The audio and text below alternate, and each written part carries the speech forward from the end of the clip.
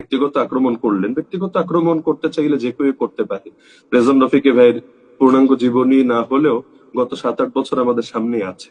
তিনি কখন কার পক্ষ নিয়েছেন, আবার দুদিন পর তাকে লাথি মেরেছেন, তার উস্তাদের পক্ষ কখন নিয়েছেন, আবার দুদিন পর উস্তাদকে ক্রিটিসাইজ করেছেন, সব আছে।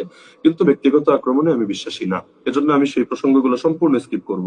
তিনি একটা গালিও দিয়ে বসলেন। যাই হোক, তিনি যদি মনে করেন আমাকে গালি দিয়ে তার কয়েকটা নেকি হবে, আমার সমস্যা নেই। কিন্তু যেই পয়েন্টটা তারপর তিনি বললেন যে গণতন্ত্রকে হালাল মনে করলে ইমানই তো থাকবে না, তো ইমান যেহেতু থাকবে না, আমার ইমান আছে কি না, আমার স্ত্রী হালাল আছে কি না। যাক, মাশাআল্লাহ, তিনি আমাকে নিয়ে বেশ চিন্তিত, এবং তিনি আমাকে হয়তো কালেমা পড়ানোর জন্য মানসিক ভাবে রেডি আছেন। এজন্য তাকে আন্তরিক ধন্যবাদ। এই যুগে এমন উপকারী বা কয়জনে করে।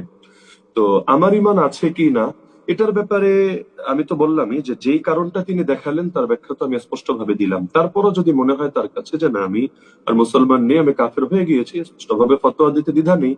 অতীতে এমন বহুত হয়েছে। ইমাম বুখারী রাহমাতুল্লাহ আলাইহিকে তার জামানায় ফতোয়া দিয়ে দেশ থেকে বের করে দেওয়া হয়েছে। ইমাম ইবনে তাইমিয়াকে ফতোয়া দিয়ে জেলে এতবার ঢোকানো হয়েছে, আল্লাহর বান্দা লাশ হয়ে কারাগার থেকে বের হয়েছে।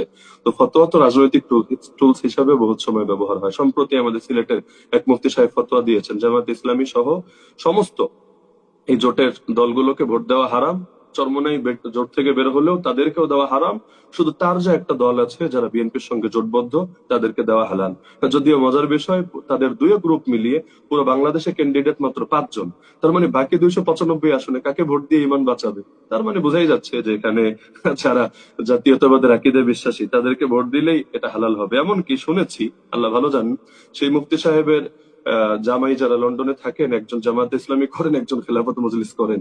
তো যদি জামাত ইসলামের খেলাফত মজলিস করলে ইমান নাই থাকে, তাহলে ওনাদের জামাইদের ইমানেরই বা কি অবস্থা, এবং তাদের সঙ্গে মেয়েরা সংসার করলে তাদের কি অবস্থা, এটা আল্লাহ রাব্বুল আলামিন ভালো জানেন।